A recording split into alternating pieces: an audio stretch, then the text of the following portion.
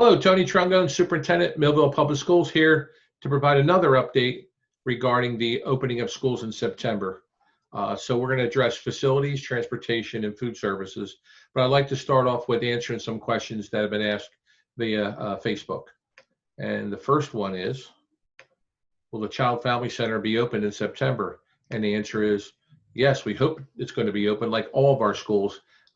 The Child Family Center is just like our other schools in regard to what we have to follow in regard to guidelines from the Department of Education of New Jersey. But that being said, we also are going to have an information video that'll be put forth by our leader in our early childhood program, Joanne Burns. And that'll be next week. The next information bit will be our restart committee that we met today. And it was led by Dr. Moore, and we had teachers, administration, support staff attending this meeting, looking at answering all the issues that are in the reopening plan. And we addressed food services, facilities, wellness, instruction, technology. Then we had a Q&A session, and then they're going to meet again next Thursday, again, because we'll meet with the board on August 3rd. To address the plan, but we know that this is a fluid situation and we're going to make the best plan for our kids and for our staff. That's the end result. Next up are choices. And so I want to answer, like, as far as people asking, how come kids can't go back every day and all day? And the reason being is the state has put guidelines in regard to social distancing, meaning kids can only have to be at least 6 feet apart. And so we can only fit so many kids in a classroom. So we had to come up with a hybrid schedule. It's called a hybrid schedule. And this is just an example of a class that has so many kids and it's divided in half. And so the first group is the orange group. So the orange group will come in Monday and Tuesday, and they'll have in-school instruction, face-to-face with the teacher all day. And then on Wednesday, that same orange group will be home in remote learning, and it'll be directed by that same teacher. And then on Thursday and Friday, the orange group will receive remote instruction or remote assignments, which we call asynchronous learning. And then the other half of that class will be at home on Monday and Tuesday, and that's the blue group, and they'll be in remote learning or asynchronous learning. And then on Wednesday, it'll be remote learning with the teacher. So the whole class will meet online on Wednesdays. And then on Thursdays and Fridays, the blue group will physically come in and have in-school face-to-face instruction with the teacher. So I hope that made sense. So that's one choice. And I have a definition of asynchronous learning. And then choice number 2 is a virtual schedule where the child is home all day, all throughout the week. And so they have that teacher all week, and it's in virtual learning mode. And then the only thing, I'm getting feedback from you all, they want more structure from what happened in the spring. So we're working on putting in accountability measures so we know what's going on at different parts of the day for our students from pre-K to 12, if you choose that virtual schedule.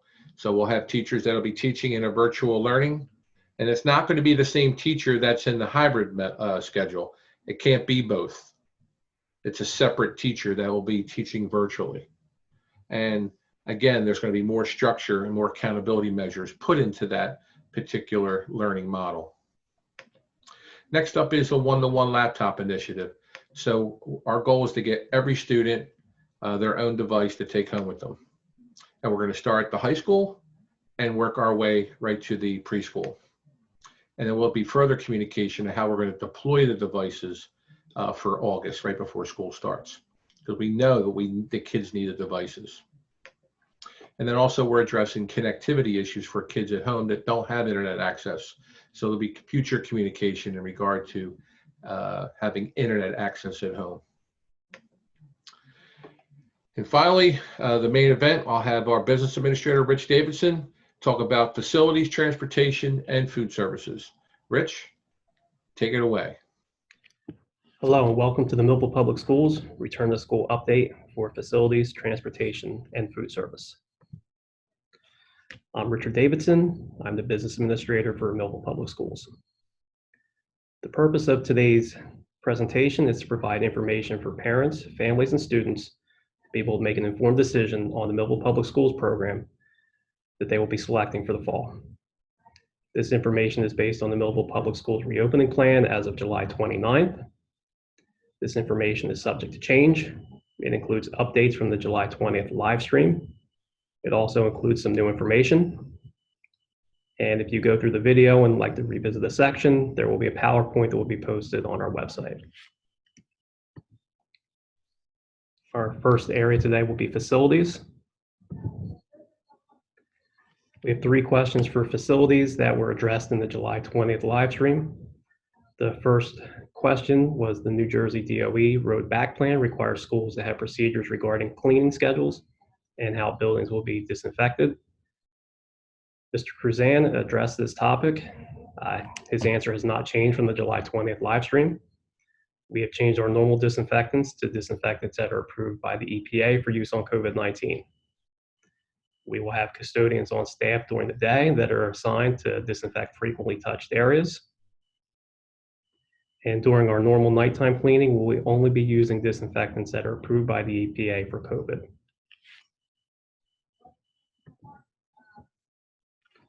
Our second question from the live stream, the New Jersey DOE road back plan requires schools to have hand sanitizers in specific locations in schools. Can you please provide an update on this measure? There's also no changes to how this question was answered July 20th. All of our building entrances will have sanitation stations where students, staff, and visitors will be able to disinfect their hands when entering the building. We'll also have alcohol-based sanitizers in all classrooms, and we'll also have disinfecting wipes available to the teachers in those classrooms. The next question from the live stream, will classrooms have fresh air ventilation? There's also no change in this question. The answer is yes. By building code, we have always been required to bring fresh air into all of our classrooms. And actually, schools have a higher requirement for fresh air than most commercial buildings.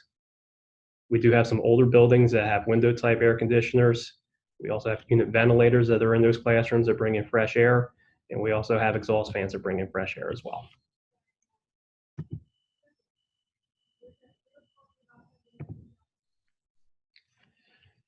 This brings us to our facility cleaning and disinfection plan. This is what the plan is for during the school day when we have learners in the school. We'll be utilizing 3 disinfectants, which are EPA approved for the use against COVID-19. They're Alpha HP, Triad 3, and Oxivir. Each of those chemicals requires about 5 to 10 minutes of dwell time to be effective against COVID-19. Our focus during the day is to hit those high touch point areas. Like I said, it's a 10-minute dwell time. And if we use those chemicals in food contact areas, we'll also be wiping that down with water at the end of the cleaning process. So just to reiterate, during the school day, clean and disinfect the following areas: door handles, countertops, classrooms. If they're empty, we'll hit the desks. Anywhere that is touched frequently during the day. We'll also try to have bathroom doors propped up if it is possible to increase the circulation. We'll also have our air handlers, the filters cleaned on a regular basis, and we'll replace those filters on their regular schedule. This brings us to the facility cleaning and disinfection plan for after school and for Wednesdays, which is our remote instruction day. This will be a more detailed cleaning. We'll not only focus on the high touch point areas, but we'll also disinfect areas such as classrooms and areas that have been used throughout the school day. The result will be a more thorough cleaning. Particular attention will be paid to the nurse's office and quarantine rooms. During this time, staff will also check and refill all soaps, wipes, and hand sanitizers. Next topic will be transportation. The question from the live stream was, will there be any changes to busing for this year? There's no change in the response from the July 20th live stream. The transportation department is working to keep bus routes as similar as possible to previous years. Pickup times and drop-off times may be different due to scheduling. Another question from the live stream was how many students will be riding on a bus? There's also no changes to this response. We don't have that number because bus usage still has not been determined. We're waiting on parent choices and the schedule for in-person instruction. The transportation department will be adjusting routes if possible to equalize the number of riders per bus. And the actual number will be available when the school building principals determine the in-person learning schedule for each of their buildings. Another question from the live stream was, will students be required to wear a face covering or mask on the bus? This has changed from the July 20th live stream. In meeting with our stakeholders, we've decided that all students who will be able to wear a mask will be required to wear a face mask or a face covering or mask while riding on the bus.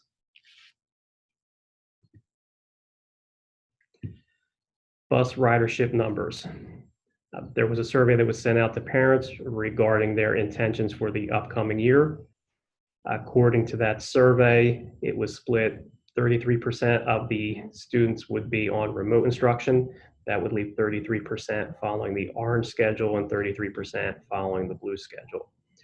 If you take a maximum bus capacity of 54 students and split it based on those percentages, give or take, we're estimating that the remote students would make up 15 to 22% of those students. The orange schedule students would make up an additional 15 to 22 students, and that would be followed by the blue schedule at 15 to 22 students.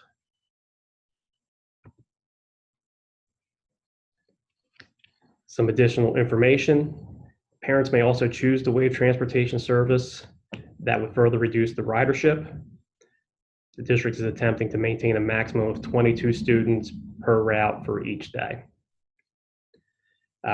We are requiring that bus contractors follow the same cleaning procedures and thoroughly clean and disinfect their buses on a daily basis. We will be maintaining ridership logs for any potential contact tracing. And student screenings will be administered at school, not prior to entering the bus.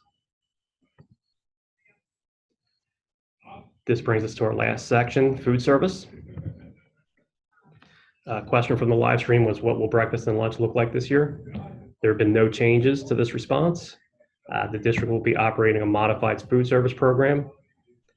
Breakfast and lunch may be served in the classroom or in the cafeteria based on the available space and the building schedule. Each school building will plan this differently according to the size of their cafeteria and available classroom space.